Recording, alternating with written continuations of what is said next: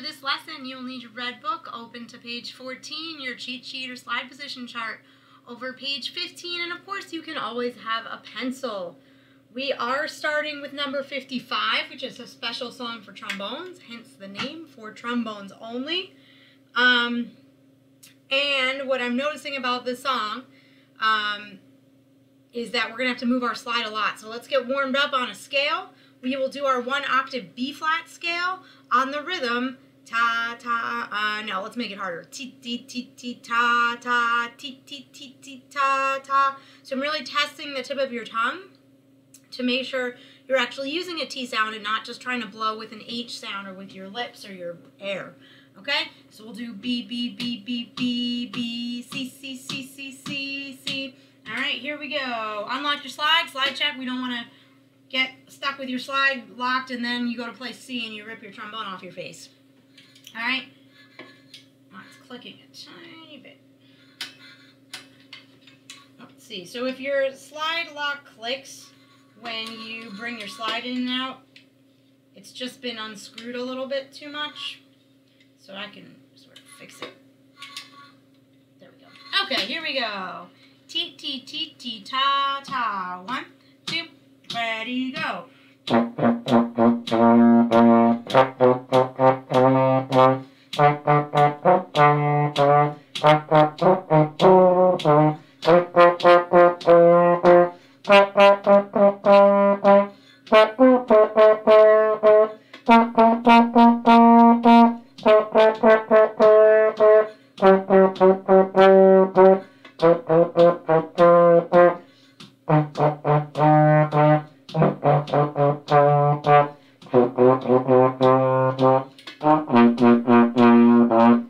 Cool. So now as our songs and our exercises get a little bit longer, you're going to notice that you're going to have to empty your water key more often, like every time we stop. Someone said at the last lesson, I said, I think you got some spit in there. Said, oh, well, I emptied it yesterday.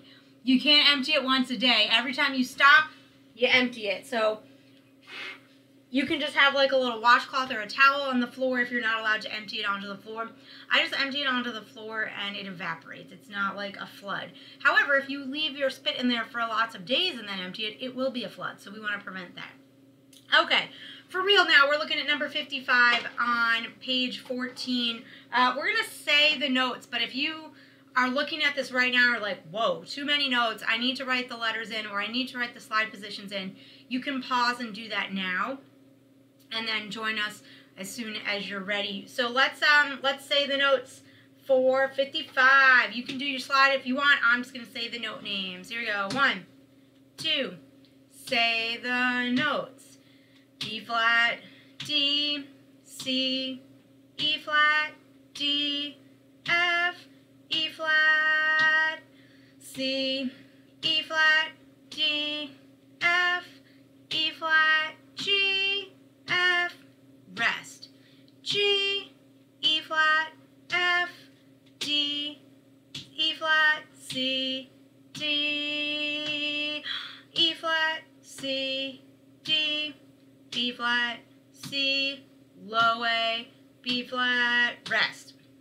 So what makes this tricky is that it's the opposite of a scale, right? A scale goes every note in order. B flat, C, D, E flat, F, G, A, B flat. This is going every other note. These are called thirds. When you go line, line, space, space, those are thirds. Those notes are 3 notes apart from each other, and it makes for one heck of an arm exercise. So let's try it. I can tell by looking at where the breath marks are that this song is supposed to be kind of fast because they want you to do those first 8 beats in one breath. I don't think we should go that fast right now. There is no play-along track to even test what they were thinking, but you can try to go faster on your own after we're done with this video. So let's try it. Here we go, number 55. Get a foot check and a back check, a lick your lips check, and here we go. 55, 1, 2, ready, play.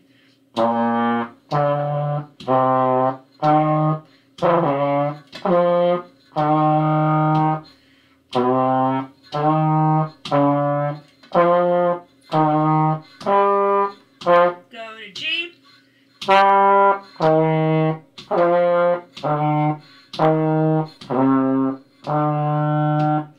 Well,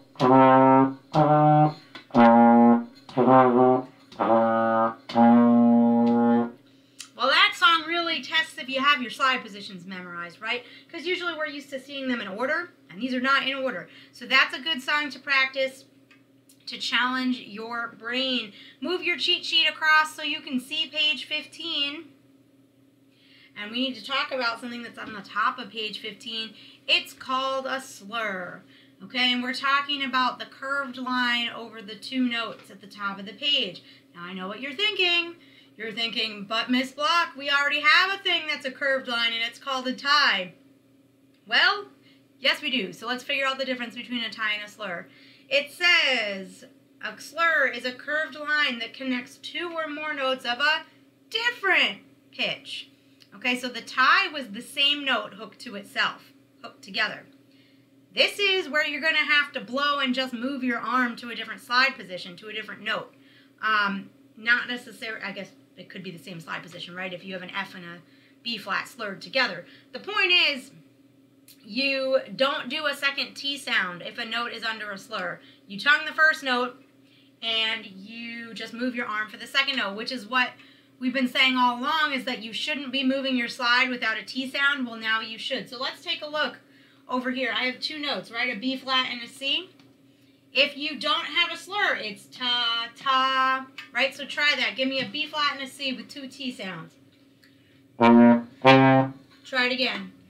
Okay, so that's not slurred. Look right here. They are slurred. Ta. You have to just move your arm to the second note, which I have to be honest, slurring is the most difficult on trombone. Other people are like moving one finger. Ta. But you guys have to move your whole arm.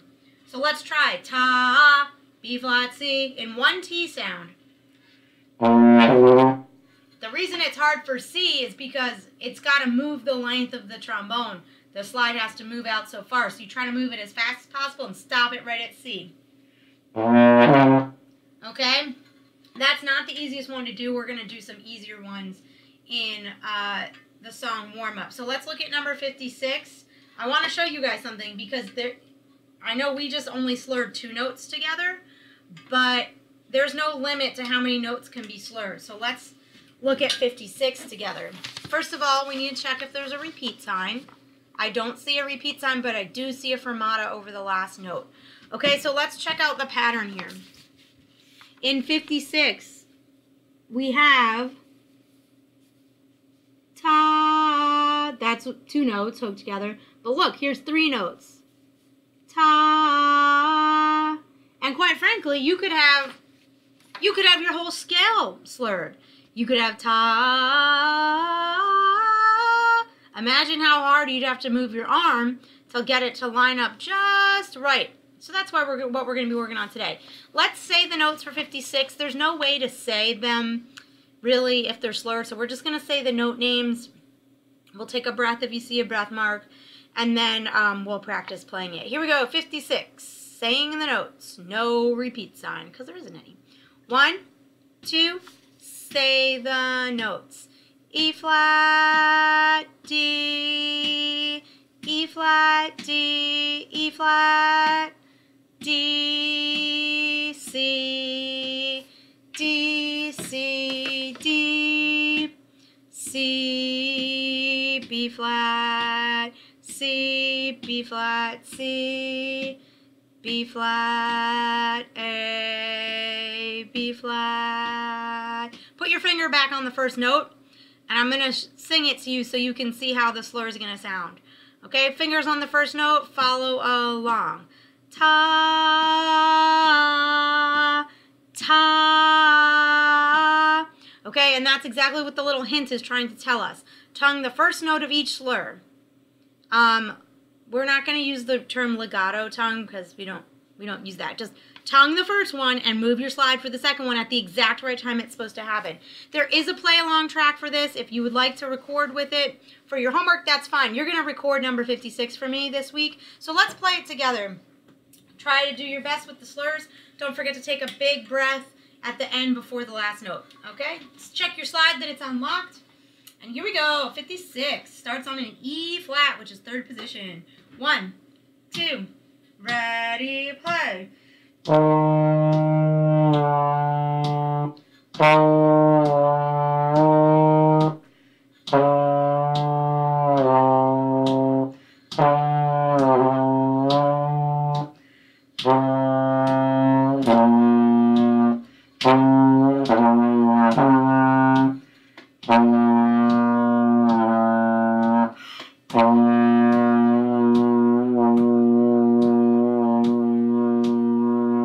Whoa, that's a long last note. So your goal as a trombone player is to eliminate the sliding when you're slurring and you're moving your slide. It takes a little bit of practice. The more you do it, the more your arm figures out how quickly it needs to move to get rid of that noise. So I can't wait to hear your videos for number 56 with or without the play along track.